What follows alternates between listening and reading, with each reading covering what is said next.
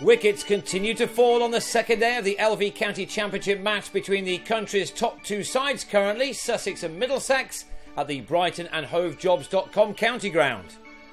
13 had fallen on day one, and 11 balls into the second morning, the trend continued as Ed Joyce gave James Harris some early success by offering Neil Dexter a catch at long leg, before the out-of-sorts Craig Kachopa nicked Toby Rowland-Jones behind to fall for just a single, at a lead with his side on 76 for 5 in reply to Middlesex's 269.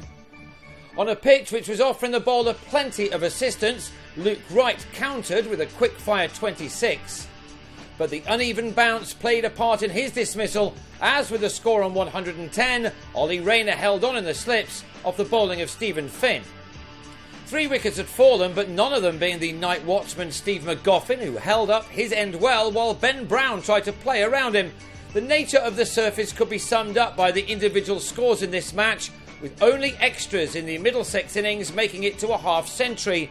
Although Brown played the best innings of the match so far, he too was to fall short of his 50, even though he did add 41 runs with McGoffin, whose 2-hour stay was finally ended when he gave Harris, the country's leading wicket-taker, his 3rd wicket of the innings and his 29th of the championship summer, a drive landing into the hands of Rowland-Jones.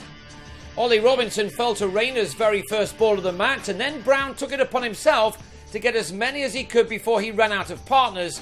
He laid into Harris, hitting him for 4 fours in a single over, as the keeper at least tried to get his team to 200 for a bonus point and to close the gap on his opponents as much as possible. He made all but 5 runs of a 9th wicket partnership of 31 with Ajmal Shahzad, who due to an arm injury was by now playing only as an emergency batsman in this match. Brown fell for 46, although it took some very quick thinking from John Simpson behind the stumps to remove him, Rayner with his 2nd wicket. And then Matthew Hobden was run out, Harris with a direct hit from the covers, as Sussex had to settle for a final score of 192, leaving them 77 runs behind on an up and down pitch. It was the same story when the visitors batted a second time, none of them able to stay in for long. Nick Gubbins edged Robinson to Michael Yardy to go for 6. There was a break in the wickets for a dozen overs as Sam Robson and Nick Compton tried to get their heads down, knowing that any decent partnership now would give the championship leaders a great chance of batting their hosts out of this game as they look to make it 3 wins in a row to start building a gap at the summit.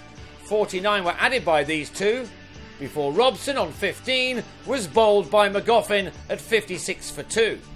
There followed a great moment for Sussex's substitute fielder Simon Harmer, who hit a single stump from the covers with an underarm throw to get rid of Compton for 33. He took a while to head off, such was his disappointment.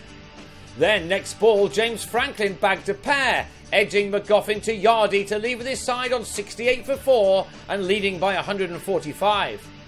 34 more were added to that when Dexter gave Robinson his 2nd wicket of the innings and his 6th of the match.